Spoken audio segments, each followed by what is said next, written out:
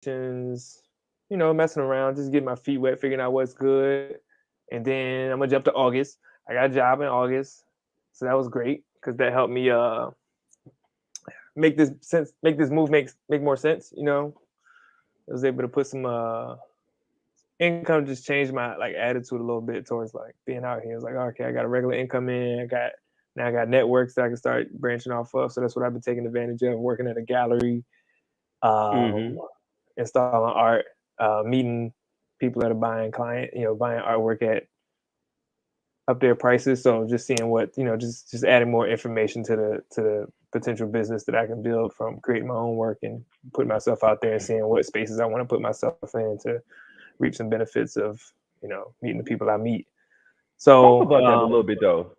Talk about that a little bit. Being around some different people who are in a higher buying class. That's when it comes to right. artwork.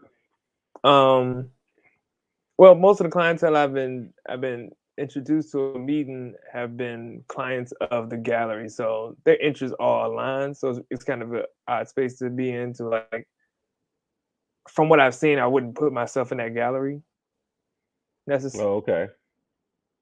But depending on, or I would it would depend. I think my abstract work could fit there. Like they could pitch that work, but just for the type of work that I create versus what they kind of put out, it's kind of interest there. But then going to some clients' homes and talking to them, sometimes they're just like they might express some interest, like, oh, are you an artist? And there's always that like interesting place. I'm coming here to do work in your home, but I'm also an artist, so I do what I'm putting up on this wall, but it's not mine. And trying to figure out like how can I so every now and then it comes up, and then they'll be like, "Oh, you're an artist? Oh, I like to see some of your stuff sometime." And I'm like, "All right, I keep that in my mind." No, you keep it in the car. You know what I'm saying? I just, My mind I is got, always on me though. My car might not be. Oh, you're talking about the explain that. artwork. You was talking Yeah, about the artwork. Okay. yeah. Yeah. No, What do I you was thought? talking about What do you think I was? keep in mind that that they might be interested or they're interested in the work. But I don't be driving my car around. I be driving a company vehicle, so you know that still don't work necessarily. Is it the same company? No, Maurice no, thinks no. he's talking to us. He thinks he's talking, but we can't hear him yet. You might need to check your settings, bro. Check your settings. Make sure it's the right mic. Unplug and When you plug figure back that in. out, That's what go I did with mine. no, go to audio. Hit the drop down menu in settings and make sure that the mic. Yeah, you know how to do all that. No, keep going, bro. I love this part of the conversation because we're gonna talk about. Yeah, look at that. He figured it What? out. Watch, you about to get some sound. Oh, you can hear? Nah. Ah, there he was. He in there, but he not. It's That working, can but you it's hear not. me? Yeah, Yeah, yeah, yeah. yes, I we got can hear you you in now. one ear. That's what's I up. saw That's the what's up. revelation on his eyes. He's like, Yeah. oh, that's what that is. Yeah. Technology, right? Yeah. So complicated. No, really, really, Shoot, seriously. it be moving um, fast. now I love what you're talking about, right? You when you moved out to San Diego from the East Coast, Right. so you went from one coastal town to another, Correct. going from Very Norfolk to similar San coastal Diego. towns. Yeah. Got your feet wet, hit the ground running with the artwork, and Fact. had a really, really clear mind. I remember when we talked about, in the last year, you were really clear on what you were planning on doing and Yeah. did it in a matter of months. In a matter of months, put some projects together before you left. So Facts. stack some stuff up, and then last year, and for those that don't know, this is Mental Bay, our brother, part of the family, a contributor here in the Tier Agency arts. Mastermind, as well, agency artist, agency arts, sharing a That's little me. bit That's of me. his journey in 2021, and we're learning a little bit about how your mindset has changed, Mm-hmm. shifted, how you've grown, and like you said, let opportunities come to you, have attracted opportunities to you. So I want to get just really dive into the mindset a little bit of what you've seen, experiences, and how that's influenced you thinking differently about how you do what you do. You know, you're on a whole different road than you've been before, but really Yeah. you're doing the same work just in a different environment. Correct. Correct. And I think the slight shift in the environment speaking about like work specifically, where I was working in a museum where I was around a lot of just existing artwork. You didn't necessarily meet a lot of artists that were creating the artwork, but it was there. But like working at the gallery, interacting with and hanging like existing artists' artwork, seeing itself for how high prices. And so a lot of the times it's just like whenever like something good happens for one of those artists for the gallery, I get inspired like, yo, I gotta go make something. Like I gotta go do something for me. Like and sometimes some of it just inspires me to like just do what I already like is in my mind to do. So I've been in a real like kick to like create. And even though like I kind of set myself up at some point in this year, this will kind of keep go into what the topic is. So I got out here, and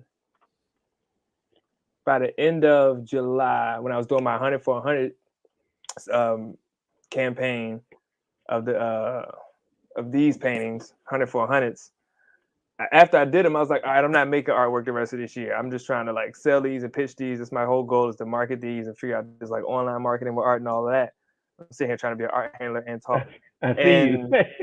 And speaking of mental roadblocks, I found myself in a pickle because at some point I wanted to create, and I just didn't have the time, the space, and I kept allowing that to like happen, right? Like, oh, I can't create, I can't make stuff. And at some point I was like, you know what? I set this mental roadblock without knowing I did it. Like I told myself I didn't want to create because I wanted to do something else. And so it was either jump back on this and be like, all right, I said I wasn't going to create, so I'm even going to run with that because I said it, or I'm going to figure out how to create. And so I've been kind of shifting between those two spaces now, where I'm back into like, all right, I said I wasn't going to create, and now I'm going to combat that. I'm going to create. And it just came at a point of just taking the time, like, you know what, I'm gonna just use the time I know I got that I can, give into it. And I started small and worked up the scale. That was one of the ways I kind of got out of it. Just remind myself, I start small, I get inspired, and then just start increasing the scale. I can show like exact examples of that at some point, but if we want to do a breaking conversation, let somebody else say something real quick, that's cool. Yeah, no, I zoned out for a second, but you were saying that there was this you had to split your energy, I guess, essentially between marketing and creating. Yeah, because I wasn't really doing good at marketing, for one. I get it. And so it was either like try and do one more, pitch at this marketing thing to try and sell these. Because even like right now, like I still got the same amount of time that I had prior, that I was telling myself I couldn't create in. And so I was just like, I'd rather just create, and I figure out another marketing plan for those things, because the original plan was just, kind of didn't work out. So got you. So kind of now just kind of working your way back into the creative groove or flow. Yeah, because that's what I mean. Yeah, because and speaking of flow, this is kind of where my energy feels right now. It's like I just been itching to create, and I just got to do that. Like that's what I want to do right now. When I made these, I was itching to sell, so I was like, all right, let me go do some of these vending events. I'm gonna put my site or put them online and do my little programming and send those out and do my little skits or whatever. But I ran out of that energy, and it ain't I was like, all right, so back to what I know I can get a little bit more success at. So hop back into this thing. Yeah. It sounds like a similar place to where it feels like I am with what I'm attempting to do on YouTube. Like there's a growth that I want to experience. But I mean, like any business that you got, it's got a couple of different components. Like you got the business aspect of it, or the product aspect of it, or in your case, the creation of the product, right? The actual artwork.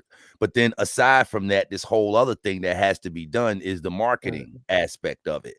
And then the other component of it, this is just the way I compartmentalize it in my mind. The other component of that is like customer service, checkout, or Yeah. dealing with customer complaints or dealing with that type of stuff, right? So to me, those are the three compartments that any business needs to have a way. And I run into that on YouTube. It's kind of really the same thing. It's the creation of the content. It's the coming up with the ideas. It's the getting the metadata straight, getting the titles and all. It's the marketing aspect of it. It's the video, the product aspect of it. But then it's also the aspect of it of commenting on people's, when they comment, responding to all of that. It's still kind of the same follow-up process. And I mean, what I've noticed is like, I hear a special person every now and then. Like I was listening to Wallow.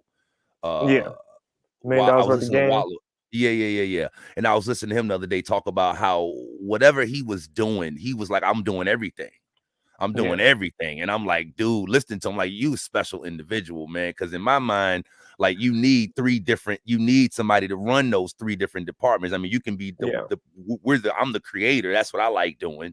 You know what I mean? I enjoy marketing too, but marketing is I like creating. I like coming up with stuff, ideas. Right. That's kind of my strong point, and it's difficult to do all 3. It's really difficult to do all 3 of those effectively, I would say. Right. I And would that's say. why I feel like I have to be in different brains and energies Wear to be able to different hats. successfully do either of them. Like I operate kind of like in seasons. It might not be in exact seasons, but I kind of operate in that way to where around this time of year is when there's one of my favorites where he says, I take summers off because I love winter beef. So like winter time is when I like creating, and then I start putting out and exhibiting in the spring early. Then I like take my breaks in the summer, and then somewhere in the mix of there's like little pockets of marketing where I'm like, oh, I want to like pitch these ideas. But usually when like some creative idea comes to mind, I was like, oh, I can market some cool idea like this, and then I'll go do it. But I don't have like a continuous marketing thing.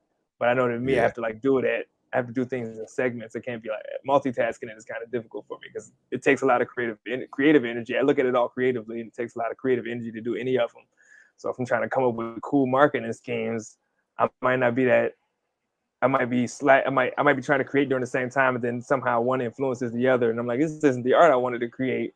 This is just a result of me trying to create a cool marketing scheme. It's like Yeah. Oh man, you know what that? And for those that don't know, this is a Share Mastermind group. We get together every couple of weeks just to share, our stories, our journey, our way. All right, as I'm not engineers, entrepreneurs that provide support, encouragement, accountability, and recognition for one another. We are here with Maurice Bay, the helpful trucker, Mensa Bay, Agency Arts and Bay Arts, and myself, Bakar Obey, aka Bobe World, of Habit to Greatness. Who did that? Who did that? Turn it off. I got an echo going on me. It's me. Hold up. Not me. Who did that? Somebody went on Facebook. It was me. Pulled up the It was link. me. Yeah. I was trying to share it real quick. We good. It's all good. But now what we talk about tonight are the mental roadblocks. And when I'm listening to you all, I'm hearing, which identifying my coaching is the first mental roadblock that most people run into are the things that we tell ourselves. Right? It goes along with for those that are familiar with the book, The 4 Agreements. The first agreement is being impeccable with your word. Impeccable being without sin. And that idea without sin being anything that goes against you. And we do it so unconsciously. So many of us do it without awareness. So just the simple act of saying it's difficult for me to do this and that creates a mental roadblock. Correct. Because you're training your mind and your subconscious to say, oh, when I come up against this, it's going to be difficult. And how do I respond to difficulty? Right? That gets embedded in your habits and your beliefs and thoughts. But the first mental roadblock that we all run up against are the things that we tell ourselves when we're not being aware of what we're saying, when we're not conscious of what we're saying, when we're reacting oftentimes in the moment. And that's something that, like I said, is prevalent in society everywhere. Something that, just about anywhere you go, and be careful, like listen to what I'm about to say. Just about anywhere you go, you'll run into it. What am I doing right now? I'm telling myself just about anywhere I go in the world, I'm going to experience people speaking against themselves and creating mental roadblocks. Now, that So could break be, that down for us. I am going to break that down. So I'm really speaking about the state of things that have already passed. In reality, everything that most of what we speak about, if it's not about the future or the present moment, it's about things that have passed. But That we makes often sense. speak about things that have passed as if there's something that's ongoing. Mm. For example, I sat in this chair earlier tonight. I'm still sitting in this chair, and until the end of this call, I will be sitting in this chair. But I could think about maybe the pain or discomfort that I had when I first sat down. For example. And if I'm still thinking about that pain and discomfort that I may not still be having that pain or discomfort right now.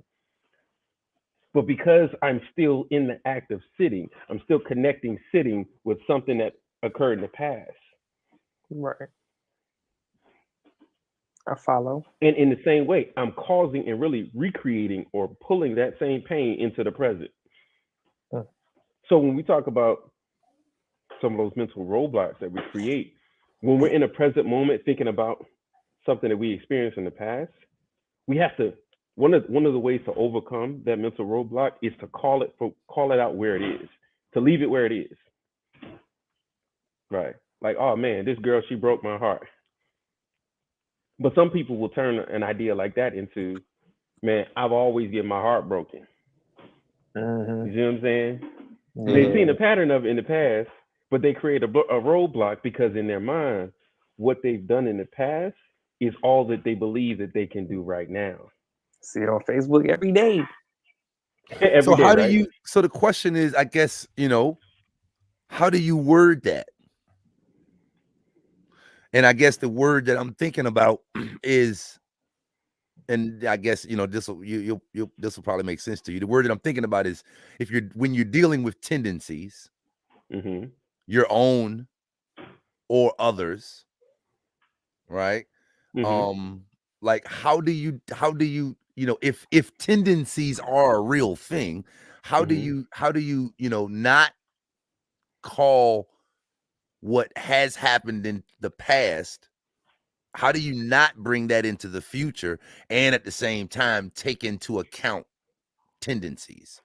And again, I'm speaking from the perspective of your own or others. Obviously, if you got tendencies, you don't want to bring those negative ones, but like if you're in a situation where you're dealing with the tendencies of others that you're not in control of, and so you just kind of deal with those, like how do you know what I mean, how do you not bring that forward, but at the same time I'm not going to ignore people's tendencies either? And Vince, I want to let you touch on that first. What do you feel like? What's your approach to keep your tendencies uh, in the past, or how to acknowledge or speak to your tendencies? Learning how to be present, I would say, because based off of your previous description of recognizing things in the past, maybe even tendencies of the past. If you want to leave it in the past, you gotta be like proactively in the present. In which in the present you can change that immediately. You really it's hard for people to recognize it because we imagine coming up with stuff. Hold up.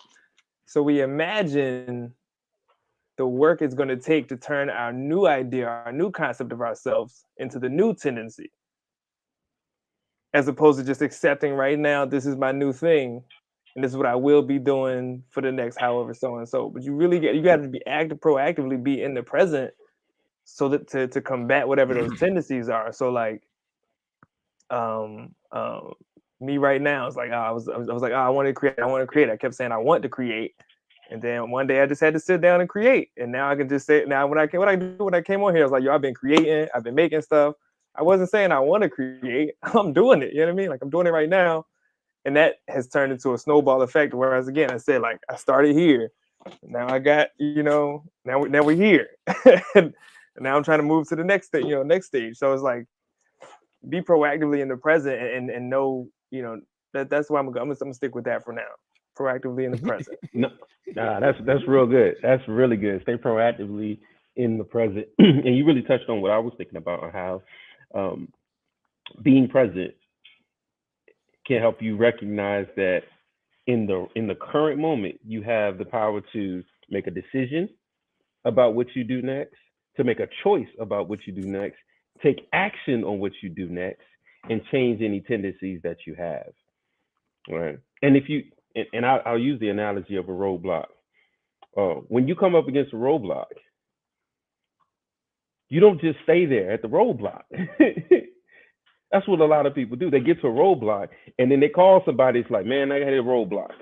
And they stay at the roadblock, calling people and telling people, I hit a roadblock, I hit a roadblock, you hit a roadblock, instead of actually making a decision about how to get around it and Right. taking action on how to get around it. That's really what people happen. You hit a roadblock and you want to tell somebody about it. Man, I hit a roadblock, I hit a roadblock, I hit a roadblock, I hit a roadblock.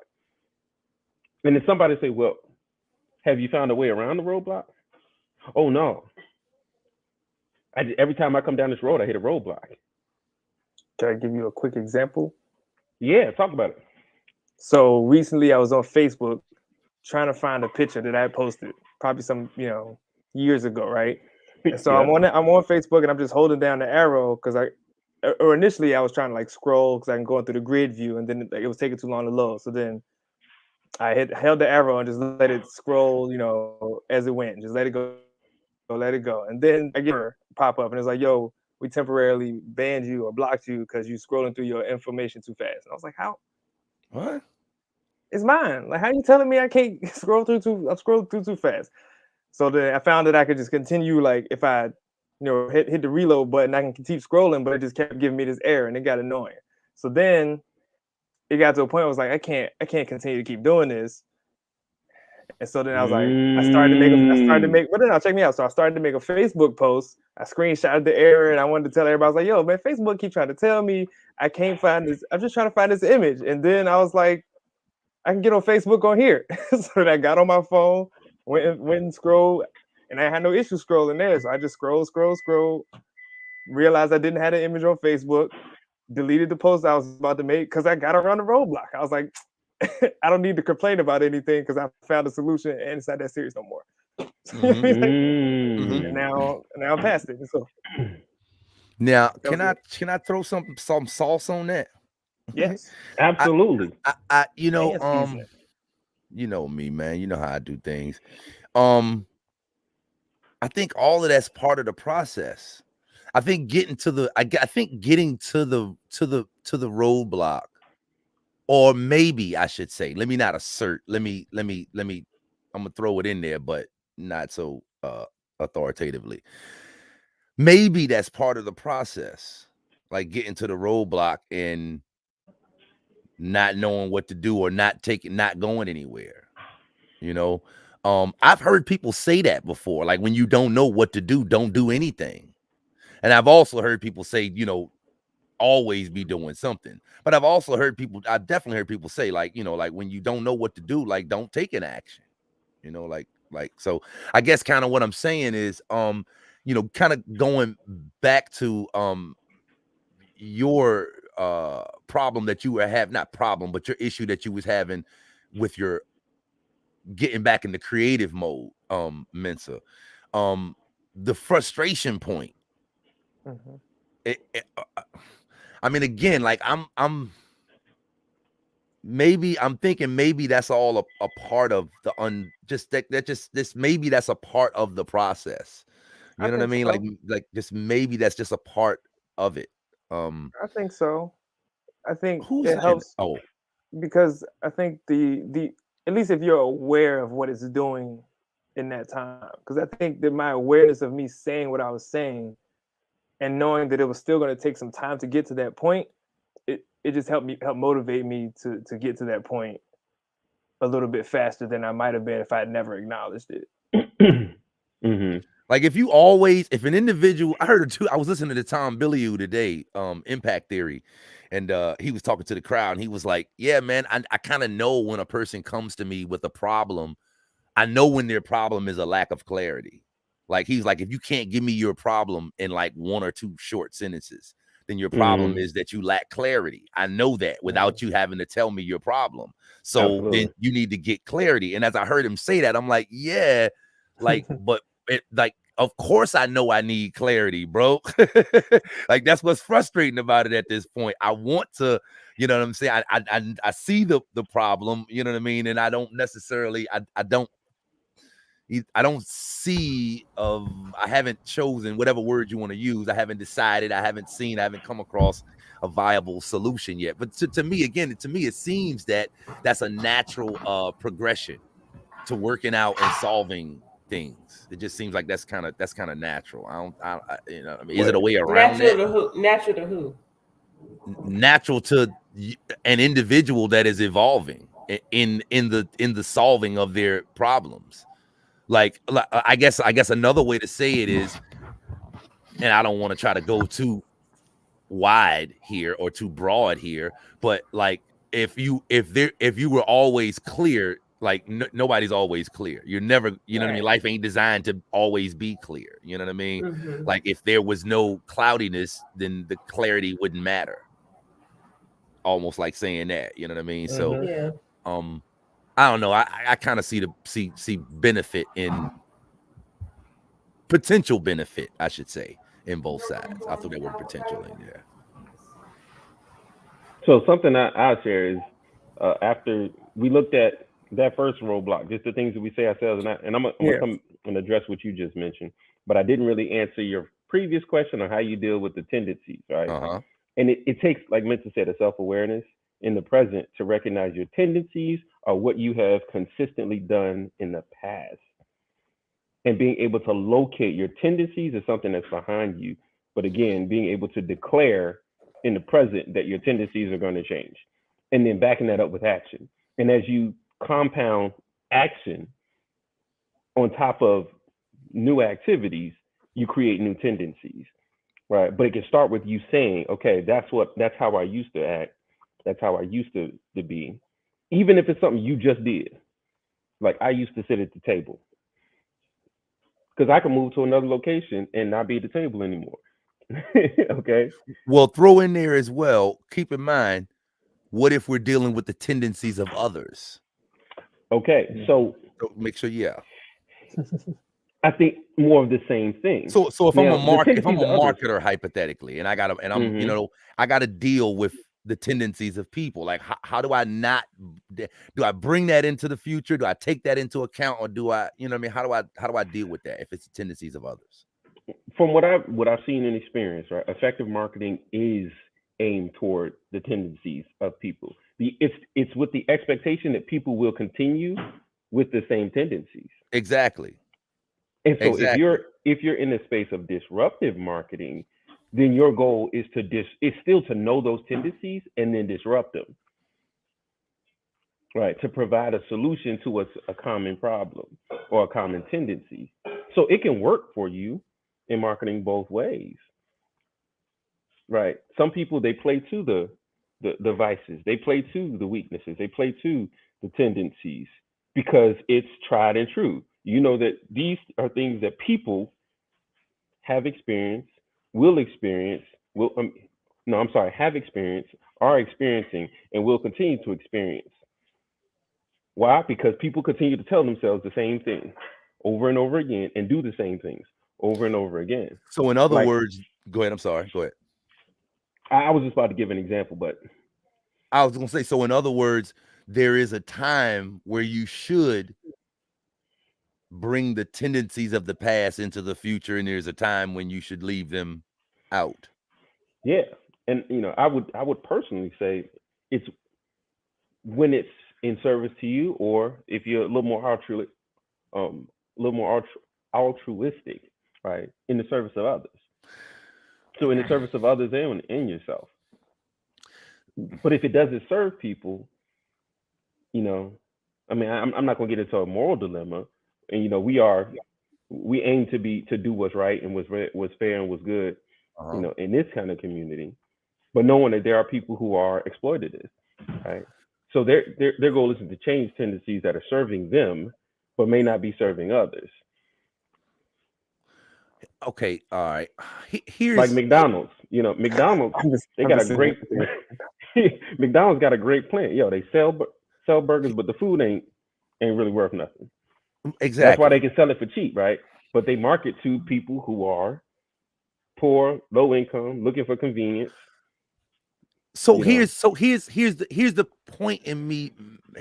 Here is my point in bringing that up and making that point. The tendencies of others and the tendencies of my own. Right. Mhm. So Mhm.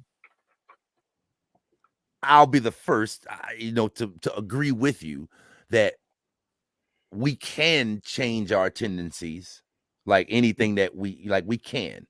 Mhm. But the idea that tendencies are a real thing, and we know it's a real thing because when we're dealing with the tendencies of others, we say, hey, these tendencies are true. It's not like, they can change them. This is probably what these people are going to continue to do. So I guess what I'm saying is kind of based on that logic. Okay, tendencies are a thing. Yes. So I mean, like, I know, kind of looking at it, kind of like trying to be positive. I'm a little bit older than y'all, man. So, but yeah, I feel like I'm a little bit more, like, yo, this is real life type of deal thing. But This I is got to be real. real with you. That's You have a few more years of compounded habits. a few more. Yeah, exactly. But yeah, so again, yeah, we know that we know that, but your tendencies are a real thing. Like I said, Mhm. so again, going back to the thing about roadblocks, like, okay, I can't lie to myself. Like, I can't lie to myself. Like, I do have Mm. tendencies. I do have to, I'm gonna say I have to acknowledge them. I could, try to word it a different way. But again, we just acknowledge that tendencies are a real thing because we know that, Yes. like, just using the example of marketing, if I want to use what I think people are going to do to my advantage in marketing. I don't want to plan on them changing their behavior just because I know they can. Right. So Mhm. looking at myself in that same limelight, again, kind of, how do I get rid of that mental roadblock? How do I tell myself the truth without bringing my tendencies of the past into the future, but at the same time not lie to myself? When I say hypothetically, going back to what we said about what we I might say, and I can't do something. If I say, man, I can't do 4 different departments in my business at one time, like, So let is me that? ask you a question. Go ahead. And I'm gonna ask you a question about that because that's a really good point. How do you tell yourself the truth but not lie about your tendencies? That's a good way of Mhm. putting it. How you tell yourself the truth and not lie about your tendencies? And the beauty of this mental roadblock moment is that it creates conflict. It creates a conflict, Yeah. Conflict can be good. right? It's these are the patterns, these are the habits, these are the tendencies, these are the behaviors that I've exhibited before. And as you continue to do those, or as you have continued to do them, your belief in them strengthens, right? Because you have so much evidence backing what you've done. And some things come naturally, some things we do adaptively, right? But for the things that are come naturally, right? Like, I'm a numbers guy. I keep telling myself because anytime I get around numbers, and since I was a child, I had a natural affinity for numbers. If I stop telling myself I'm a numbers guy and I stop using numbers in what I do ahead, what it's going to do, it's going to begin to clash with all the history that I had of using numbers to my advantage, right? So, and but over time of changing the habit, I could say, man, I can't look at my present and weigh it based on a long past. That's not a present truth. All right, let me see. Let me break that down because I know I left a few people with that one. I felt it. I felt it in my spirit. Let me slow it down. I I just did. just missed you. All right. So you tell Shout out to yourself the conceited. truth. You tell yourself the truth, but by going back to making the decision, making the choice to do something different in the present. That's the truth. I can make a choice to do something different in the present. Most people actually, I can't speak to this because I don't have any evidence to back. I don't have any scientific evidence to back this up. But from my own experience, I've seen many people actually lie to themselves in the present because they don't believe in their own ability to make a different decision. And I'll use a simple example. When people say, don't have a choice, when they run into a challenge, they say, I don't have a choice. That's how they feel. That's how they feel, but that's not a reality. That's not a truth. You can choose differently. You may feel like you don't have a choice, or you feel like the choices that you have, none of them are favorable, or the choice that's presented to you is better than anything that you can come up with yourself. But the reality still exists. You can choose otherwise. You just don't want to deal with the consequences of the other choice. That's the reality. That's the truth. I don't have a choice because I don't want to deal with the consequences of the other. And I hear this often from parents when it comes to what they have to do for their children. Oh no, I have to take care of my children. You don't. You don't. And that's an unpopular opinion, but it's a truth. You don't have to take care of your children.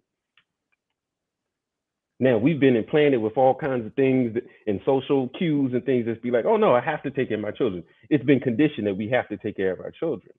And I'm not, again, advocating for people not to take care of your children. I'm saying that you do have the choice, but most people make the choice to take care of their children over the alternatives, over neglecting them, and do it to the best of their ability. So it's really becoming aware of the lies you're telling yourself right now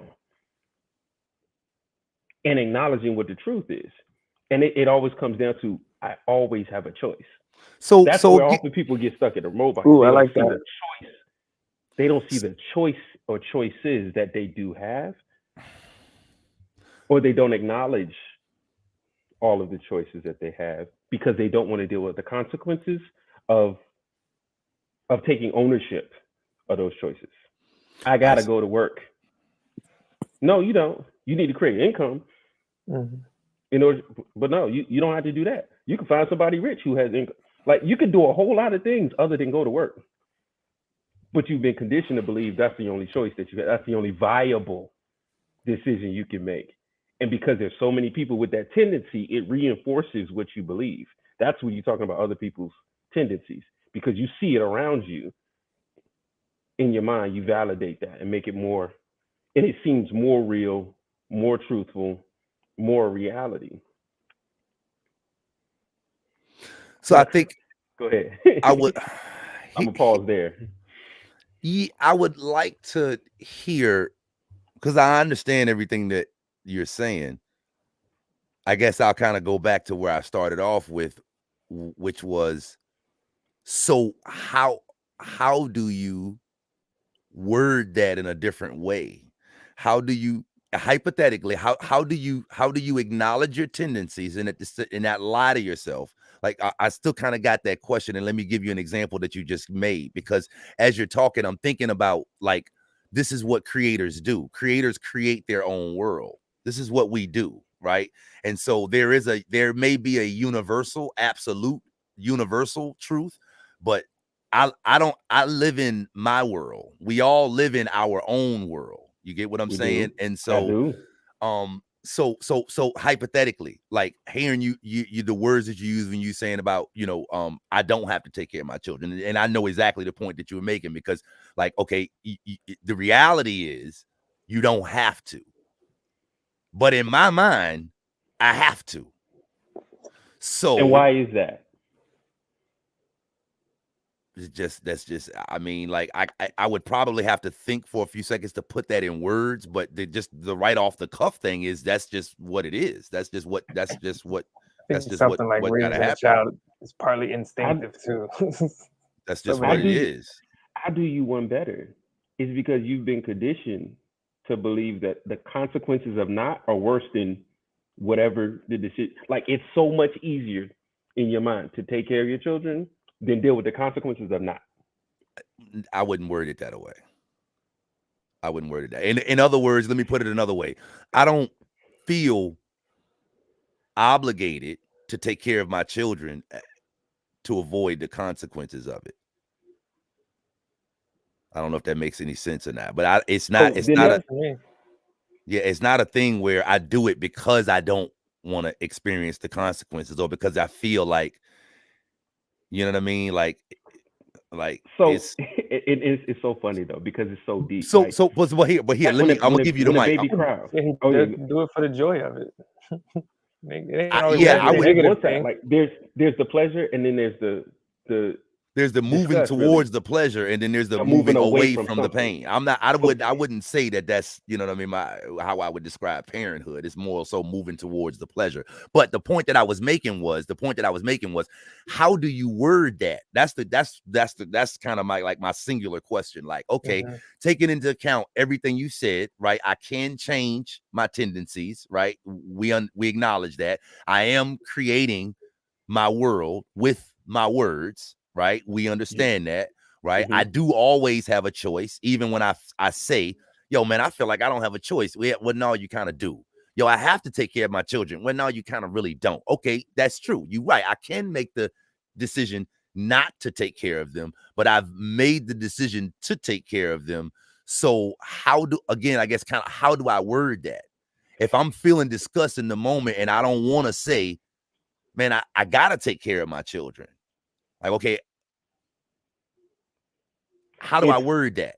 you How can do I word guess that that's the is question? How do I word that? it's saying like every day I make the decision to take care of my children. You're making this every time you choose to take care of your children. You're reinforcing the decision that you made a long time ago.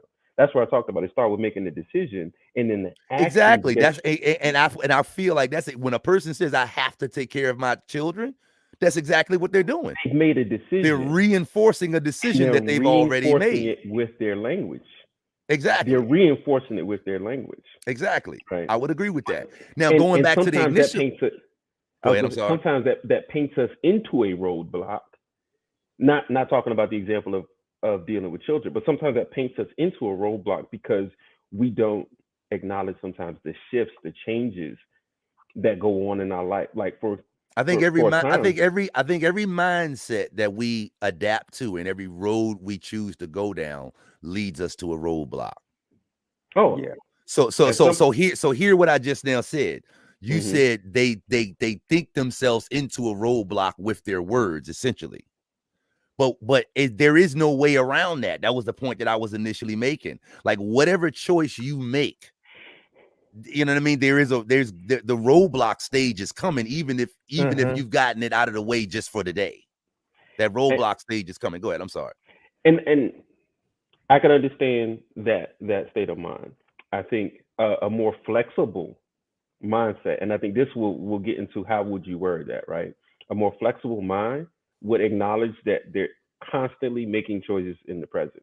So instead of I have to take care of my children, oh, I choose to take care of my children every day.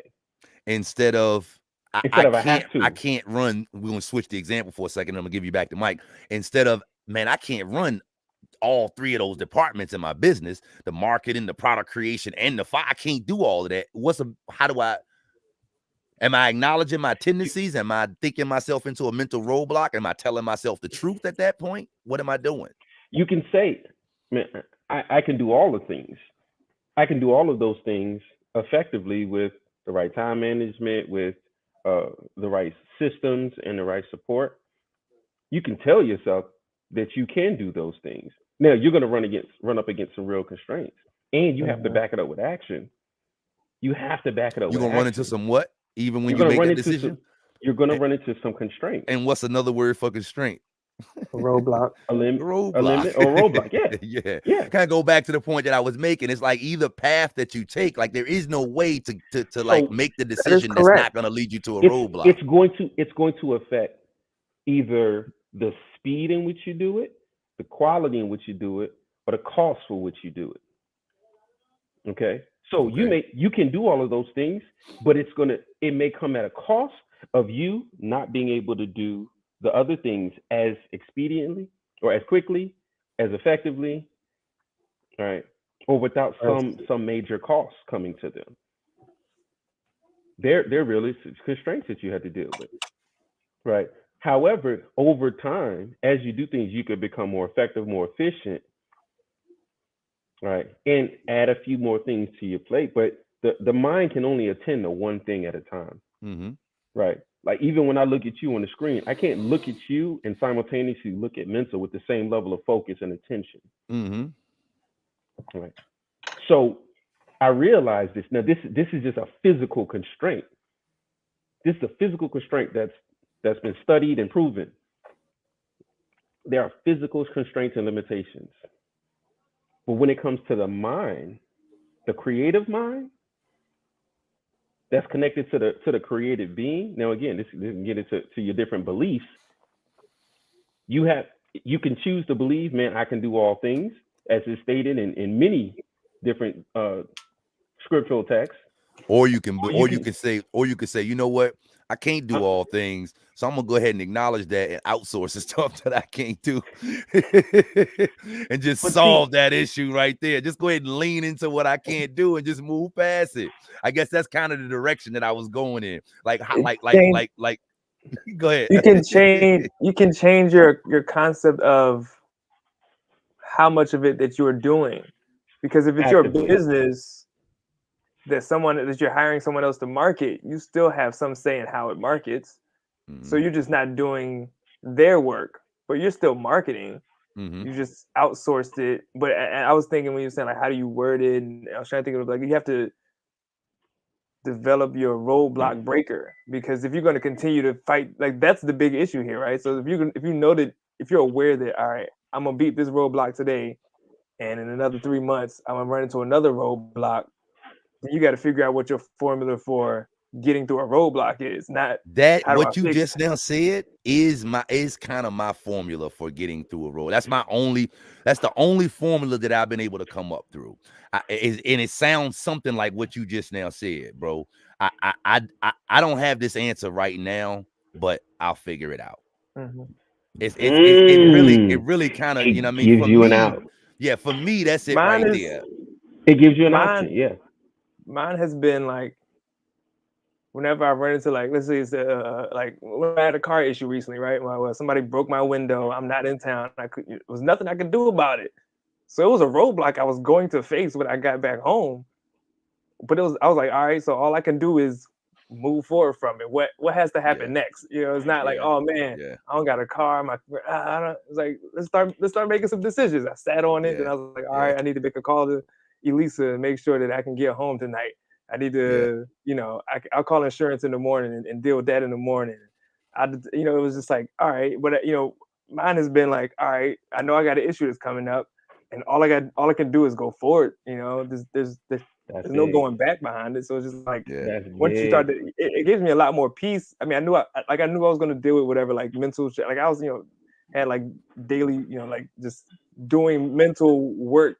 I reached capacity and was having headaches. So it was like I gotta try to plan this and figure this out, because it was also work stuff going on. It's like stuff just got added onto the plate, but it was just like I know, and I know that there's an end to this at some point. I had that same thing in school. Like when I know I had a deadline, I was like, all right, I know after the deadline, I'm gonna be able to relax.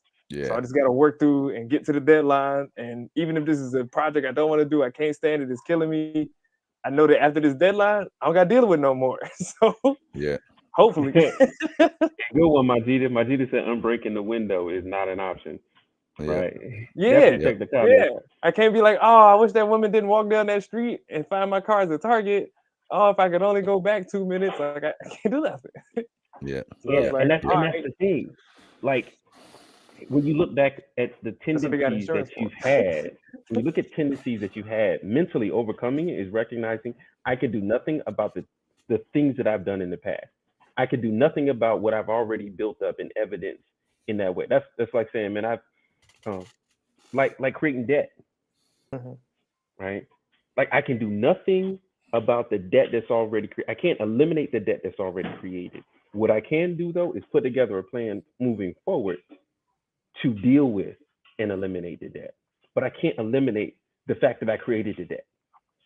That's what the tendency is. I can't deal with the facts of the past. There's nothing I can do about the facts of the past. So I got a However, question based on that. I'm sorry. I yeah, apologize. Go ahead. I no, no, apologize. I'm no, sorry.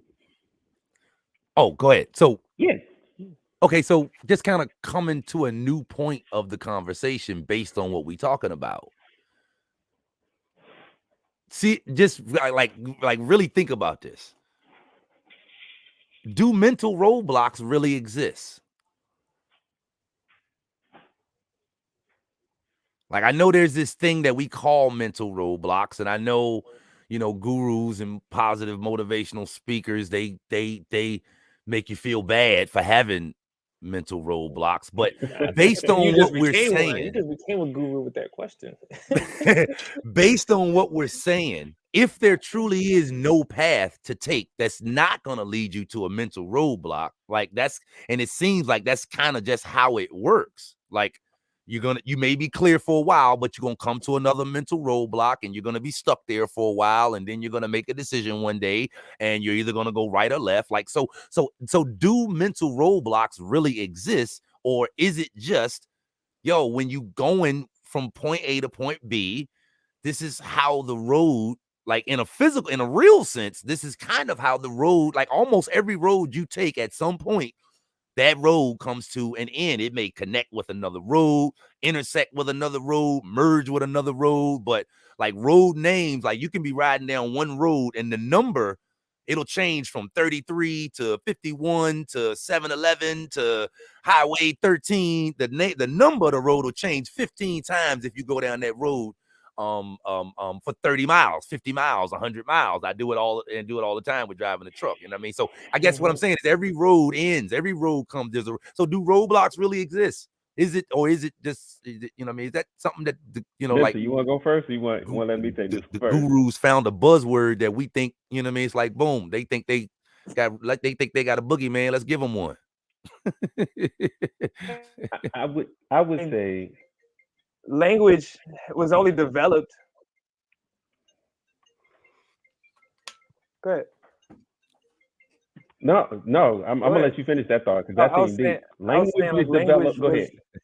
was developed to help us acknowledge in some way the things that we're experiencing, right? So it had to Right. come up with a word for when you reach this point where you got to make a left or a right. And that's all it is. You reach a point where you got to take a left or a right. But at some Woo-hoo. point you're going to be moving, right? You're not actually stopping. At some point you're moving. You might be moving slower till you get to that point, but at some point you're going to have to make a left and a right. So are there really any roadblocks? No, but somebody had to create a terminology for us to all understand and acknowledge what that what that one little measly point is. Because up until you reach that point, you're still moving. It might be fast, it might be slow, but you're moving. So I think there's really only the branches of the past that you continue to take. That's all it really is. Ooh, Say it again. Say it again, because you went out for a second. I ain't hear that whole you said sentence. the There are only branches the of the branches of the past that you continue to take. Like that's really all it is. Like I'll make a left or right. Now the challenge is you never really get to see what the ghost print of the other branch. Like, oh, the you alternative never know. universe type of Yeah. thing. And so that's why everything looks like this to us, because we only know that one line. It's like because we went here and then we had to make a decision, and we only get to see what we made a decision on. Yeah. There was never get to see the other side. that's a gem right there. That is a gem. And No, now I I'll let definitely y'all agree know with I'll that. be in phase 6 of Marvel. That's where all this. Yes, sir. Yes, sir. In the metaverse, right? Yeah, I'll be doing this. Oh man, look, you put that better than I could, because what I was thinking, and I think you painted a great picture, is that Okay. as you're moving around the road, you may see no path forward, but if you do peer around, you see that you're not at a roadblock mentally, but at a decision point. What has become the roadblock is a description of, for those who experience stagnation or stopping, people who who stop moving or come really close. Now, like you said, life is going to continue to move forward. The timeline is going to continue. So you may stop, but time is going to keep moving forward. You can stop where you are, not do another thing, but the seconds will continue to pile up. Your hunger will continue to add up. Right? The need for your energy will continue to deplete until you replenish. Oh, I love it, my G. The indecision is the roadblock. I got a question. That's Ambivalence. fire. I got a That's question for fire. Ambivalence Vincent. is how Bob Proctor would call it. Is not being able to make a decision is where the roadblock is created. Not Mm-hmm. making a decision, because all of those points are decision points, and every decision point comes with multiple choices. Every decision point comes with multiple choices, and sometimes it looks like move forward or turn back. You're gonna miss 100% of the shots you don't take. And there's going to be resistance sometimes against turning back because you Mm. were so committed to the path that you were on, and you get to be like, oh no, that's not exactly where I wanted to go, but I was going this way. Think about the decision to shoot the basketball during a game. You could easily, like, if you just stop and hold the ball, like, somebody else is gonna make a decision on your action, right? Because it's gonna be like Mm. whistle, you can't do that, or the time clock is up. But if you shoot it, it's gonna do one or two things. It's gonna go through, or it's gonna brick. And then at that point, you got a decision to make where you either gonna be going on defense, or you might be right back on offense. But look how fast you're having to make these decisions to like just move forward. Yes. And then you get to a point where you Ben Simmons, you're like, I don't want to play right now because I'm scared to shoot. Like, Wow. He might have we picked just that had up a from Marquell Fultz. we had a bunch of conversations today. The homies was talking about Ben Simmons, and I was like, dang, that just ties in right there. But I think Maurice said he had a question. I forgot what it was. It was to me though, right? I think you painted a great picture though of we only get to see the path along the decisions that we've made. We only Mm-hmm. get to see that path. We can imagine all of the other paths, but the only reality we experience, true reality. I don't want to get into the metaverse, right? Because simulations in the mind are real experiences as well. I But they're just not said that. manifested. They're not manifested experiences, Mm-hmm. I right? disagree, but that's another point though. I Well, disagree. Yeah, I was about to say, you're right. They how manifest you in other manifest? ways. They may manifest in our expressions, in our feelings, in our emotions, And right? what more of a And our decisions. manifestation is it than something that manifests in your very being, in how you feel? Oh Like yeah, that's the biggest manifestation, and how you are. No, that's right? huge. Uh, Esther talks about that. Abraham Hicks, essentially how she sees it. A lot of us see the physical thing as the real manifestation. She defines the feeling of the thing as the real Mm-hmm. real. Oh manifestation. yeah, She labels that like that's what that is to is. come before the That's real. thing physically manifests. So Yeah, the physical when I said manifestation is the after image. that's what I It's a was meaning it's when I a said shadow when I of said the thought. Yeah. when I said a while ago that what a person feel is real to them, that's what I meant. Yeah. Mm-hmm. That's what I meant. Like it is very real to them. So anyway, that's we was talking about another point at that point. But the question I got, which you touched on it a minute ago, but I'll ask it anyway now. Again, just based on some of the revelations that we've come to in this conversation, And there have are been we some. ever stopped? Mm. Not me. Mensa, when you were at that point, you described it as a lack of clarity and didn't know which way to go and kind of felt enabled or incapacitated, right? In both areas, marketing and creating at that point, correct? Did you feel like, I mean, like you would describe it to some people and say, well, I didn't do anything for a while because I was in that mental state. But did you ever really stop? No, because what I wasn't doing physically, I was doing here. Yeah. I just knew that I wasn't. Yeah. What I'm also was describing and saying that I'm not creating, it was that I can't get what's in here out yet. Or Yep. I'm not Yep. getting But you out were what's in still here. doing it in here. Yeah, and that's why it got a lot easier. And it was kind of when you first mentioned this topic last time, and you was like, "Yo, I got real questions, so don't just come ready to play." I immediately took notes, so I was prepared then, and I'm bringing it here now. So let's see if I can remember the point I was Love making it. when I did all that. Um, I had described that I recognize that I learned how I learned, and that allowed me to overcome a lot of different things. So when it comes to painting, there was that's what Bakar asked me earlier why I wanted to hop on this one. I distinctly remember when I used to tell myself in college, undergrad, I don't paint. I don't paint. And I said it as if it was a decision, if it was like a choice that I was like, oh, I'm not a painter because I choose not to be a painter.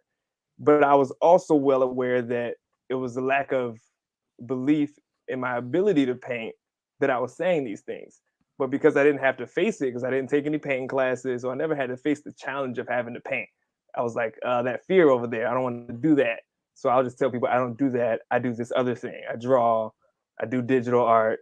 And at one point I just had to face it. And I did. And it was because and it was when I learned how I learned, and I was able to compartmentalize painting in a way that I would better understand painting.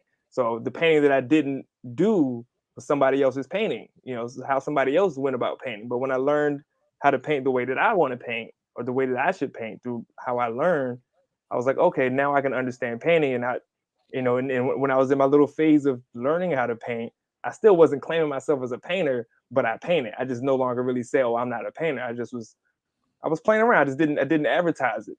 And now you see in my bio is painter, illustrator, printmaker, and I find myself being a lot more confident in telling people, oh yeah, I paint. What do you paint? I do this, I do that, I do that. And I can spout it out real quick, but it's all the ways that I do it and not necessarily how somebody else does it. And so it was me learning how to paint. And one of my other obstacles was I didn't want to paint because I didn't want to mix on a palette. Like I was like, I don't like having to mix a little bit, and then I got to waste all this material. So there was another place I had to learn. So then I just learned how to collect the paint, right? This is the color I'm going to use. And so I can dip my brush in here and put it right on the canvas. And I don't have to mix it in and then figure out how to put it somewhere else. So I essentially had to create a process that allowed me to continue to paint in a way that I continue to paint. And I learned how I learned, and I started creating my own processes to overcome these kind of roadblocks. So those were like two like creative examples. I was just like, I do it all the time with that stuff. Like even with drawing, like I do it so quickly when drawing. Like I was describing with basketball. So like I remember in working on these agent figures where I do all these crazy necks, advertisement plug, do all these crazy neck illustrations. When I first started doing them, they were kind of all curvilinear. They all moved in a certain way. And then at one point I was like, man, I wonder if they should do this other thing. But then I would tell myself, they don't do that. Why don't they do that? It's my creation. They can do it. I can make them do what they want. And it's not the final product. I can, I realized it was just, this is a space where I'm exploring. It doesn't have to be right. There is no right or wrong here. There's just me exploring. And so then I got to a point, I was like, oh, let me try this new thing. And so whenever I would tell myself no, I would acknowledge it immediately and do it immediately and be like, now I got to face it. Now let's see how it works. And it's like, it doesn't have to, that's a great tool, actually. And that's something that would be very useful to me in my YouTube endeavor. Yeah. Like, because I do a lot of, well, I want to do this on YouTube, then it's like, nah. And then maybe and Bakar has spoken on that before, actually. And kind of, I guess, maybe just catching that and saying, you know what? I'm just because I said it and then I said no, just because I went through that process, I'm going to do it just to break that habit, essentially. Yeah, I'm trying to do that with running right now. I ran a half marathon back in May, and it beat me up real bad physically. So ever since that point, I was like, yeah, I don't need to run that long no more. And then the more and more I run, I'm like, I'm not that far from running that again. And the issue that like what Carl was saying about pain, the reason I'm afraid to run it is because of the pain that that half marathon caused me. But I know what the issues of that one was. I had bad shoes. I was just getting back into running out here, and I went through like a kind of we picked up the distance every week. So it was like went 3 miles to 6 miles to 9 miles to 13. And I didn't train for that. I was just like, I can go out there and do it. Now I'm more trained for that. I got better shoes. I probably can go knock out a half marathon. So now, like, I'm like, I want to. That's my new, like, that's one of my new mental roadblocks. I'm like, I'm trying to knock out to the point that I've signed up for a marathon next November. So I gotta face it now. And I think what you just pointed out though is recognizing the state that you're in, and then making an active decision to change it, and then taking massive action in a different direction. Like when you go to make a left or right turn, you don't half commit to it. You don't be like, I'm gonna move back straight, right? Because you can cause accidents. Yeah. You can create a collision. You can cause more harm and danger by being indecisive, Mm-hmm. right? We'll keep with the driving analogy. Yeah. If people don't understand, like, yo, when you don't It's signal, crazy. It's crazy because I got something to say to that. Please go ahead, but I gotta say something to that. yeah. And so what it really feels like Mensa did was he recognized the state that he was in. He wasn't going to solve the problem from the state that he was in. I think this is a famous, Einstein quote: is that um, you can't solve problems in the state that you created them in. Yeah, that's Mm-hmm. essentially what it says. Yeah, you can't solve problems in the state that you created them in. So when he went out there, and I did a similar thing. I remember one time I wanted to do the One Punch Man workout. So I did 100 push-ups, 100 squats, sit-ups, and then I started with the 10K. I did 10K 3 days in a row, and it tore my body up. Yes. It tore my body up. But I didn't think about the shoot, and but I knew after the first 5K, I got into a flow. So I made it to the fourth mile, right? Because a 5K is about three miles. Yeah. So once I got past the third mile, because I could go out and just run a 5K just about any time. It didn't really bother me.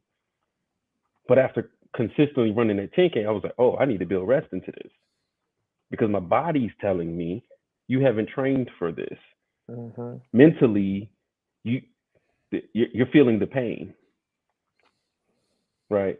Instead of conditioning your mind, oh yeah, this is what to expect from this run, and here's the type of recovery that I have to build in to sustain it. Right? I didn't have the experience. I hadn't done enough action. 3 days was just like, oh, I need to check. I need to approach a 5K a little differently than I do a 10K. I need to approach a half marathon or a marathon differently than I do a mile Yeah. because it's a different activity. It's a different experience. It Mm-hmm. has different results and outcomes. And it's the same thing if you want to a business. I was just talking with a group the other day about financing and funding and planning. Like if you're looking to get funding 10K for something, your strategy is going to be different than getting funding for 100K for something or for 1 million for something, right?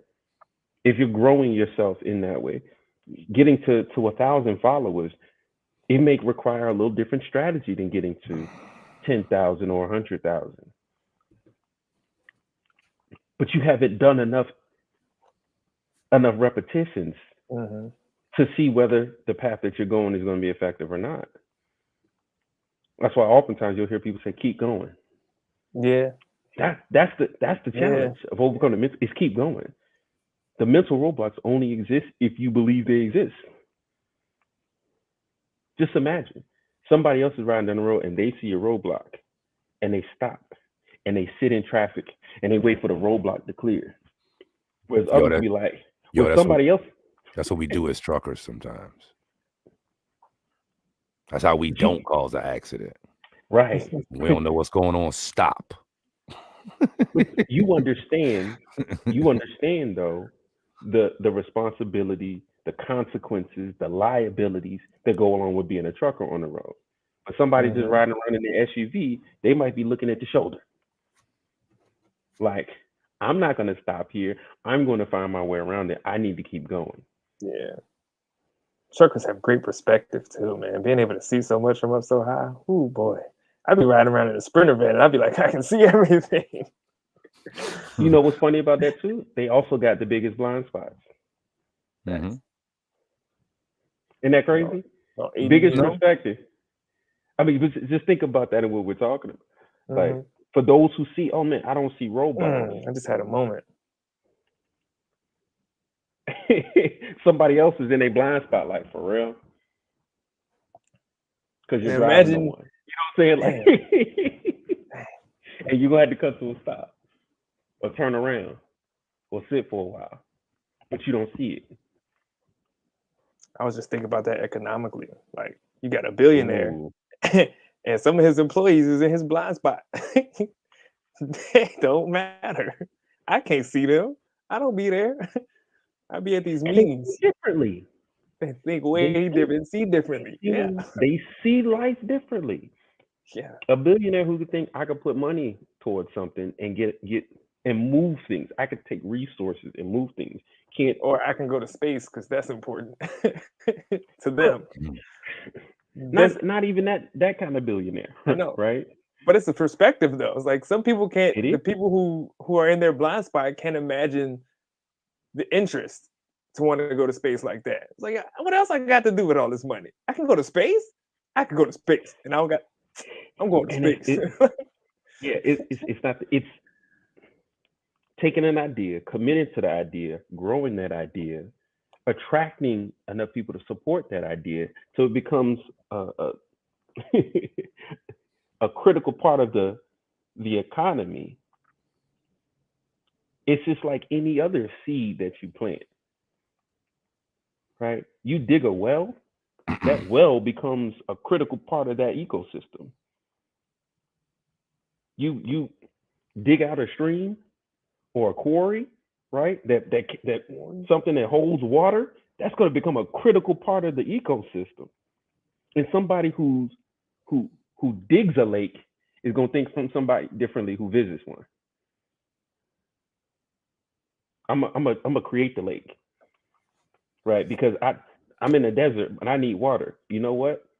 The whole plan is where if I dig deep enough, I'm gonna find water, and then I can control that water, and I can create an oasis in the desert where others are trudging, across the sand, doing what their fathers did, not dreaming that they could do They all could do else all when they else. would just when they could just dig a little deeper beneath the soil and find their goal. Yeah, I know that's a proverb. That's a parable that comes from, our teachings, and it's talking really about the inner value, the inner gifts. Right? But that's what we're talking about. Those mental roadblocks are, man, if you turn it inward and tap into your inner gifts, you could see a little wider. You can see a little more clearly around you and be able to make a decision to move instead of be stuck. Yeah, that's good, Song of man. the week. I can see clearly now. Rain. You had a Oh yeah. driving point, didn't you, Maurice? I ain't sure what I Yeah. forgot what it was. I ain't sure. I I knew ain't that. sure. So where does that? I want to definitely come back to Maurice. So where does that leave you when it comes to what do you see as some strategies that you or others that something that you could maybe share on your channel, how you can overcome mental roadblocks? Do you need language? Do you need encouragement, inspiration? Do you need to be presented with other options or models? Do you need to take ownership of your what are some ways that you could see overcoming the mental roadblocks that you, I think the only option. if you I think the perceive there to be any? I think the only option is to be in a mental state that allows you to continue to move forward, however that is, be it creating something, doing something physical movement, or as Mensa spoke about earlier, where if you get yourself in a jam where you're not really doing much on the actual physical manifestation, but you're still working it out in your mind. I think either one of those, I think you still need, I think never give up. That's kind of what I'm saying. Never give up. Keep that in the back of your mind. Like, like, like you know, you're still moving. You're still always taking some sort of action. Like I said, even if it's nothing more than mental, you're always taking some sort of action. I think what that does is it allows, because like you said earlier, that even if you don't change, the situation is going to change. The season is going to change. The landscape is going to change. This is just natural, right? And Mm-hmm. I think if you factor that in, seasons change, situations always change. Whatever it is that you're dealing with today, tomorrow could change, right? So if you factor that in, and then if you also, I'm always doing something. I'm always doing something. To me, that's the equivalent to, it gives you a different perspective. Like every action that you take, regardless of the result of that action, and even if that action is just mental, every action that you take, to me, when you re-examine that problem, that roadblock, it gives you just a little bit of a different perspective, because now you got just one more experience. And one more experience to me is like it's one more, it's one more, it's just another perspective. You know, you looking at the Animal Channel and you see the leopard go off of the ground. He jumps up in the tree to get a better perspective of the landscape, to see further. Right now, it's the same stuff that's out there. The landscape hadn't changed much, but now he can get a better view of what's out there. To me, that is what continually taking some sort of action, that's what it allows you to do. Eventually, you get to a point that I can see a solution now. I can see a solution now, right? And if you're in that, and then another part of that is you also formulate the habit of taking actions. Because the worst thing you want to do is, or the thing that you don't want to do is get yourself in the habit of not taking actions. That can actually show up in how you feel about yourself. Like now you start feeling that you're a failure and that you're not, and that you're this and that you can't, like based on the fact that you won't. Right? So, you know, like if I'm always acting, I'm able to say right now, because I feel like I act, like I don't procrastinate when I see what I want. I procrastinate when I'm not clear on what I want, or I'm not clear on something. But when I know what I want, I don't procrastinate. You know what I mean? So I think action, just always acting, allows you to like, okay, I'm used to acting. So, you know, I'm always gonna act. But when I know, when I get clear, like I really can act now. So I think that's the biggest thing. And just one last thing, you know, for me, I mentioned it earlier, I pride myself on being an entrepreneur. An entrepreneur solves problems. And, you know, some of the things I just have to get to the point that it's like, you know what? You're not an entrepreneur if you can't solve this problem. That's what I'm telling myself. You're not an entrepreneur if you can't solve this problem. And normally that will ease some anxiety, because that allows me to get in the mindset of just relax, and this you'll get it. You'll get it. Just keep acting and you'll get it. You know what I mean? So if I can't solve this issue, I'm not an entrepreneur. I just sold my truck, my other Sterling, today, and you know, I just got tired of seeing it sit. Right. And I thought I was gonna have to spend some money on it. Right. Like, you know, you drive it for a little while and then you might have to spend some money on it here. It's like, you know what? I don't want to have this vehicle just to be fixing stuff, which I didn't have to really fix anything on it. But it's like, you know what? I need to either do something with it. I need to get it making money. I need to sell it. I need to do something with it. Right. And it's like, for a while, I couldn't figure out what I wanted to do. And it's like, you know what? If, you know, like, bro, you ain't no real entrepreneur if you can't figure out what to do with, like, you got the truck at a good deal. Like, figure out a way to make some money. Either flip it and sell it, or stick a driver in it and make some money. One of the two. Like, and so when I kind of came to that conclusion, you're not an entrepreneur if you can't figure out this problem. It's like, okay, it helps me to make the decision.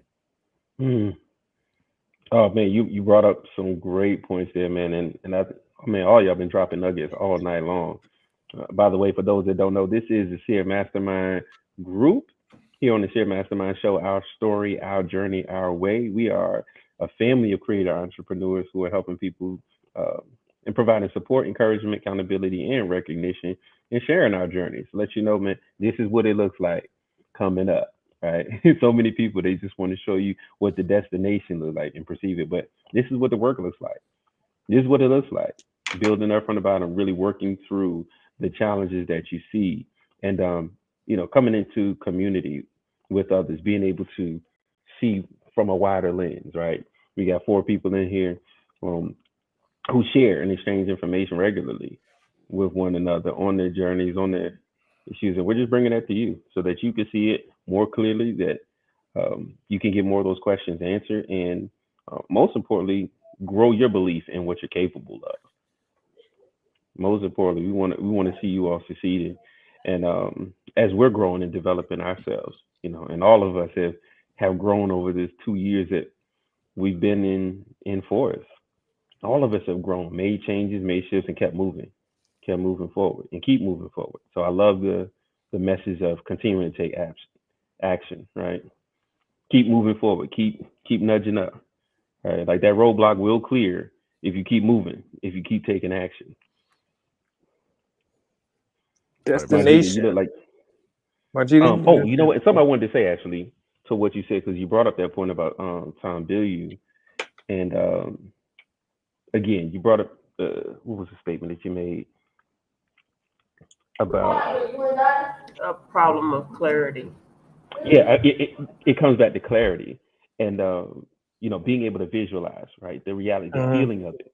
When you can see it, picture it really in your mind, like it becomes real. It's real. It's real to you, but it won't manifest if you don't take action on it. But it's real to you. You see it in your mind and believe it as if it's so, right? Whether that's a spouse, a business, a new career, um, a community, uh, education, like all of those. If you can see yourself in that state in the future, then keep moving toward that state. Every decision that you make, move in that direction. And what you don't see, get around those who do to gain some exposure. Because oftentimes, like I said, the first one is the things that we tell ourselves that create those roadblocks, but also the things that we don't have exposure to, the things that we never seen. Right? Just imagine somebody who's never been outside of their own neighborhood. They won't believe that a larger world exists outside of there until they see it. Oh, they may see it on TV, but it may not be real to them. It may not resonate, and they feel like, oh, this is something that I too can experience. Fortunately, we live in an interconnected world now with all of the It's media. not Uh, enough. it's still not enough, It don't right? We take it replace to the. getting out there. It does it though. It really does it, and even with the shift into the metaverse, when people are moving, like, oh man, I'm having this simulated experience that someone else has created. But if you think about that, really, what is that? It's a visualization of the mind that's being brought to your senses through some medium, which is the same thing that you could do by just going outside and experiencing it in the way that the creator put it, in combination with our own creative abilities. You don't even have to Right? go outside. That's your imagination. Oh man, Like that's what that is. Your imagination right? is that. But yeah, like you just mentioned though, it's really important to be able to see it, to visualize it, and then like put stock in that visualization, put belief behind that visualization, put decisions and actions behind that visualization. To say, oh, I'm a multi-billionaire, and then be like, well, what does that look like for you? Well, that looks like me living in this kind of place, doing this kind of things with these kind of people on this kind of timeline, with these kind of resources and these kind of experiences. Oh, well, when is that coming to fruition? In time. Like in time. It's when does that come to fruition? In time. I'm digging my lake right now. We're all digging our wells, digging our lake, creating those oases that are going to attract others to drink from that pond and be like, man, what did it look like? It looked like what we're doing right now, taking action, showing up, sharing the experiences, and doing the work behind the scenes. It's pretty interesting Um, how often, like, how later in life, how often cliches become like much more relevant in your life. Like something as simple as hearing, like, take the first step. You hear that all your life, and then you get into enough experiences where you like, it really is that simple. Like that's like I think I went through. You go through a phase of like, oh, I'm gonna like, oh, everybody uses these cliches. They're so basic. Everybody's throwing them out there, but like you face them at some point, and you be like, they kind of make sense. Like they ain't come out of nowhere. you know? I don't know. Some of that stuff came out of nowhere, man. I was listening to somebody yesterday. I can't remember who I was. They said, and we've all heard these sayings. They said, Some of them don't build suck. somebody else's dream, build your own dream. We've all heard that one before, right? Like 2 Some minutes later, they was like, serve others. I'm like, did this brother just that hear the wasn't contextualized good. contradiction between what he and so many people say things like that, not really thinking about the polar, like you saying two different things when you say that. You know what I mean? Like you just told me don't build nobody else's dream, and then you came right back and tell me the key to success is to serve others. That's what I thought I was doing on my job. Which one is it? You got to So go back yeah, and redefine I'm what again, man. serving is. again, I'm a little bit older than y'all, man. I ain't gonna lie. Like I see some of the stuff like just because I miss my grandma telling me cut the TV off when the storm, but like grandma, it don't happen like that no more. Like that was bad advice. Times change. No, I'm joking about that one, but I'm just saying that some of the stuff when I mean I really be listening. I feel like it's some of the stuff it's like, are you really listening?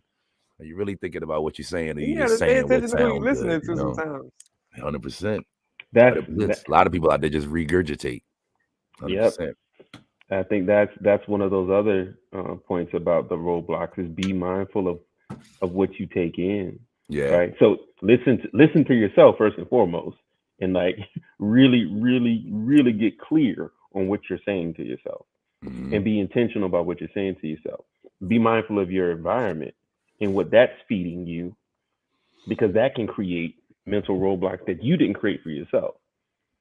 You buy into a belief or an agreement with something like, stop light means stop, green light means go, right? Like we accept that. I'm not saying that it's wrong to accept that because it fits the order and how we like to operate safely. We agree to those rules. However, those rules weren't created by us. Those decisions weren't made by us. They were made for us. We just continue to agree with those decisions. So being mindful of our environment, how our environment feeds us information that can lead us to a block. But then the third, really listening and being mindful of the people and the beliefs that are around you, right? Most, if not all of us, grew up in environments where our personal beliefs weren't necessarily reinforced. We may believe one thing personally, but accept something else publicly or socially, right? To a point where you have to, at some point, like Minson mentioned earlier, face that truth about yourself. Am I this person, or that person, or am I a combination, some mixed combination? And usually it's some mixed combination of, well, it's conditional. Like this is who I am conditionally in these spaces, or adaptively in these spaces, and this is who and how I am naturally. And it doesn't make sense for me to use the same keys for every door, as ET was talking about this week, right? That you have different keys built into you to open different doors. But if you try to use the same key to open every door, you will find yourself stuck. Like, yeah, it's not working because it doesn't fit there. When it's time to be strategic and systematic, it may not help to be demanding. All right, or to be. Oh, what's that? No, I thought you was done. I was saying, see, I think my G is still above me. Yeah, to be so decisive. I know you got something to share. So understanding those tools, understanding those influences, the internal, the external, the environmental. Right. And I tend to specify environmental because that's really, really broad. Really, really broad. It's just everything that we take in sensorily with our senses. That's what I mean. Using all of these GRE words. But Majida, anything? Hey, glad that you joined us. Anything you want to share? The internet's holding up for the moment, but no, I don't want to prolong it. No, this is good. I enjoyed the conversation, listening. Good job. I held your spot up. You know what I mean? I got you. Yeah. Brought the fire. I'm glad that you were able to join us. You say you got too much of this? Yeah.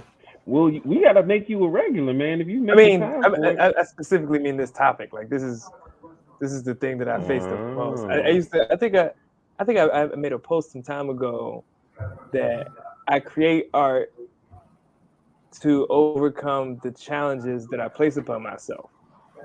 And that was like around the point where I was like acknowledging that I'm responsible. Like I'm the reason that this stuff isn't happening. And so now I'm creating this artwork to just be like, oh, I say I can't do that. Let me go do it.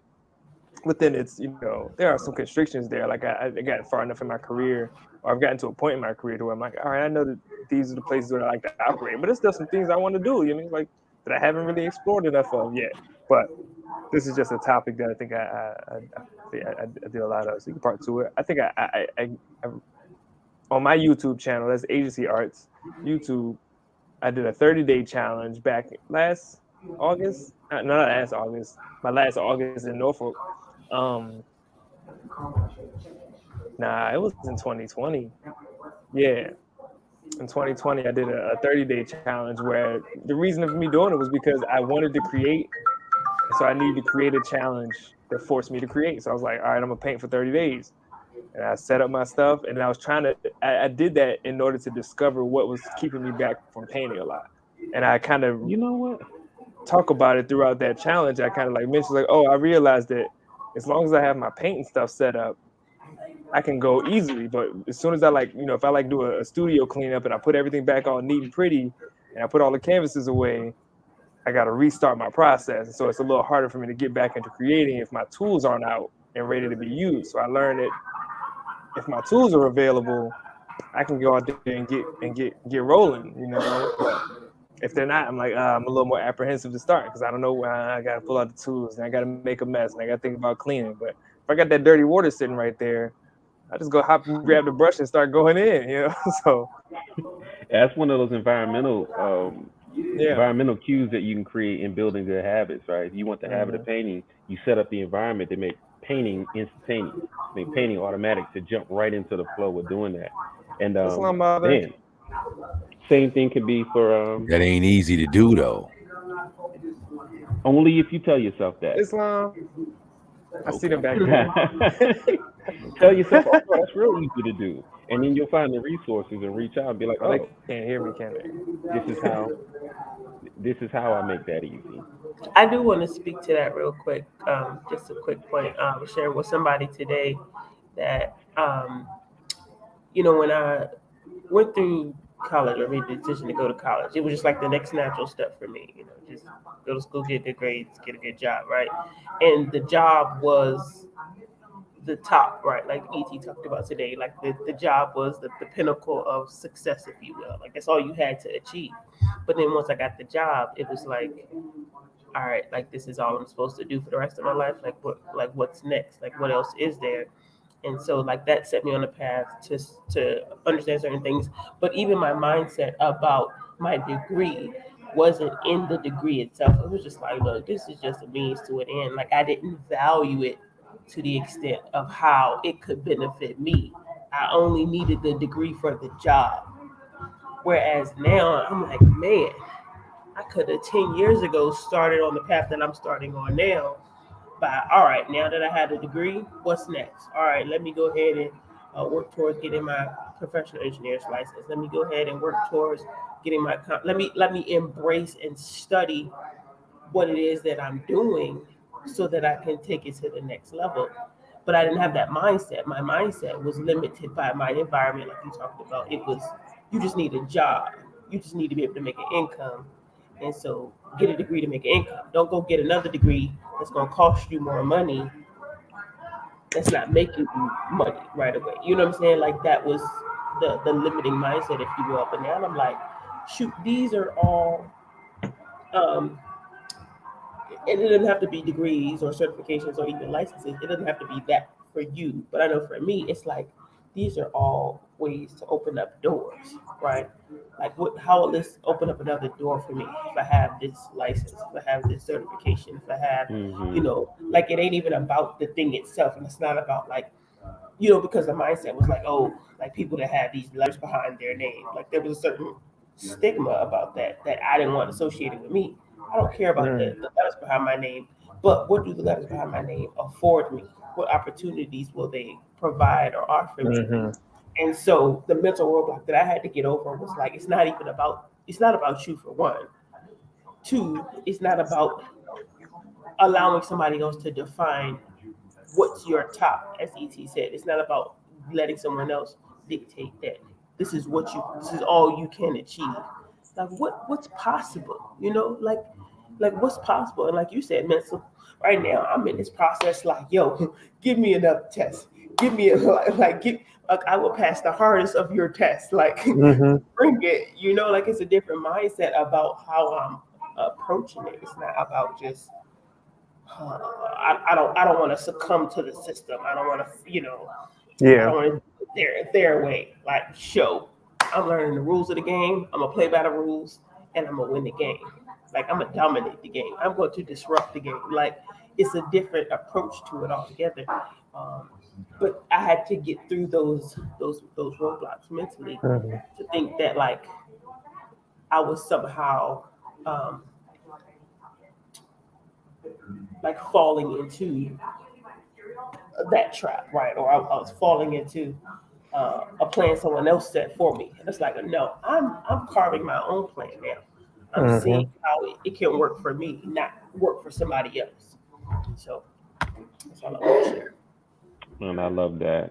I think that's a great note to end on, right? Breaking through and making the decisions that are going to serve you going forward, that are going to open new doors. Again, that it's not even about you, but what doors can it open for you and those that are coming behind you, right? What doors can you open with those Absolutely. letters, certifications, and licenses and um, experiences? Like what can you do with what you're putting into yourself? What can you do with your decisions? I think that's a great question to end up, man. What doors do you open? You know what? And when we get back, we'll have our last call of the year, right? Coming up in 2 weeks. Really? Yeah, it really is. I mean, It won't be the last one. New Year's Unless you Eve? want to do New Year's Eve, you want to bring What in else the you new gonna be year. doing? I can think of some things.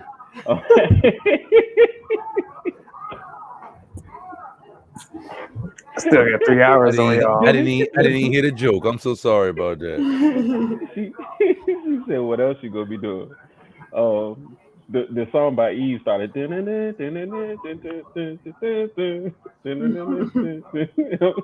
I'm that man. Okay, somebody thinking about me on New Year's, but Okay. uh, lost my whole thought. It's cool. Yeah, when we get back together, I think that'd be a great topic to explore too. What new doors are we opening for the new year as we're coming in? Oh, I Closing think out it's 2022. I mean 2021, going into 2022, and for those who are already starting on their planning, their strategies, like that's happening now. That doesn't start January 1st. That happens now. But I think we can also tie into it something Maurice and I were talking about earlier this week, like really the responsibility. It ties into the topic y'all was talking about tonight as well. The idea that like, we were talking a lot about children and taking care of your children and that idea, but like how are the decisions you're making preparing your children, next generation, like people coming behind you? How is it opening doors for them? How is it preparing them for the decisions they're going to have to make? What is it, um, and of course, we get tied into like planning and all of that for the next year. But like, what are we doing it all for? It's because there's those who are looking at us for examples and models, and Mm-hmm. um, but also tie in the idea of like when do you start that process for young people specifically? Like, at what point do you hold them accountable to planning their future, Mm. Mm. creating And recognizing that Look, I it saw. never really stops. I was about to say, I just saw an Instagram post and page, and I follow of a 2 or 3 year old genius who's doing like third grade math and reading. 3 year old, he like 3 times 3, Yeah. 3 times 4, 3 times 5. Then he busts over, he 6 times 1, 6 times 2, 6 times 3, 6 times. My man Yeah, was I just working. heard the other day that if you start a child IRA for a minor, you fund it while they're a minor, they don't have to pay taxes on it. If you fund their IRA while they're a minor, when they go to use it later on in life, they don't have to pay taxes on it because it was funded when they were a minor. I heard somebody say that the other day. Y'all heard anything It's like the that idea before? that there's no taxation without representation. So if they're And not, because they can't, you can't vote. So kind of well, that is not an official policy, and I would defer to Majida, who is our resident financial professional yeah. in that space. But yeah, I was just we can going touch on along the all of lines that. of what we was talking about stuff about children. You know what I mean? Like, Yeah. yeah. Well, yeah, let's bring that into the legacy conversation next time we get together. And I don't know about y'all, but I won't be here on the 31st. So you do what you want. But Why maybe we get not, together. bro? It's We can, we, important to can we do recognize. something? Can we do something early in the day? Why won't you be here on the 31st? What's going on? We can record it and then post it at 9 p.m. Why won't you be here on the 31st? What is going on? What is going on? I don't understand. Day off for New Year's Eve. 31st, the 30th, the 1st, the 2nd, the 15th, the 12th. Let me see. All right, It's y'all. also yeah. Well, let's call it a night, man. Appreciate you all. Love y'all. Mensa, thank you for joining us tonight, man. You They added just came great in for some value to end the of the year conversation. fire. You know what I mean? Always, always. What they Well, call every it? day. What do they call it?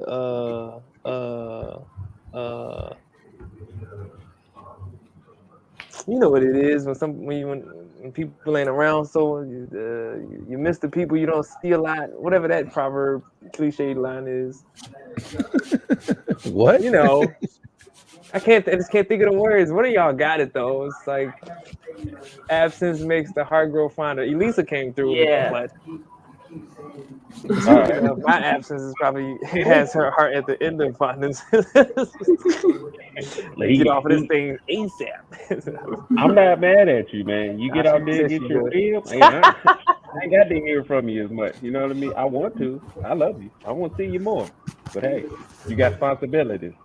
Responsibilities I like out the there. idea that I get to like have all these like long, expansive experiences, then like bring back a couple months of information. Like, well, this is what I've been doing, and this is how I can say I've done. Because I feel like I deal with my mentality and I just deal with my mental a lot. You know, I sit in that space a lot. And so, and if I'm not having to like continuously, acknowledge it every 2 weeks or so, not that it has anything to do with y'all setup, but if I I can feel come like he's to it. throwing shade. He's like, No, I not don't at want to talk all. about it like y'all do. I just want to I be say about it. it's Come more and share all process. this It's more fire. processing of it. I can process it better and tell you like over 3 months, I was able to have a problem, see the problem, and see my way through the problem. Here's an example. You know what I mean? I mean, not that it all has to be about me having problems and overcoming All, roadblocks, but all just I do heard is you roadblocks just every showing the year. highlights. Just do roadblocks the first week of December every year, and I'll just come in on there. My What's man said, Mrs. New Roadblock overcome? I give you the highlights is what I heard. Don't watch the. He said, don't watch the game. Okay, just come back for the highlights. I give you that in 3 minutes. All Yeah. right, I love y'all. Yo, appreciate you. Had a great night, and Love you. we'll see you in a couple weeks. Peace. Peace.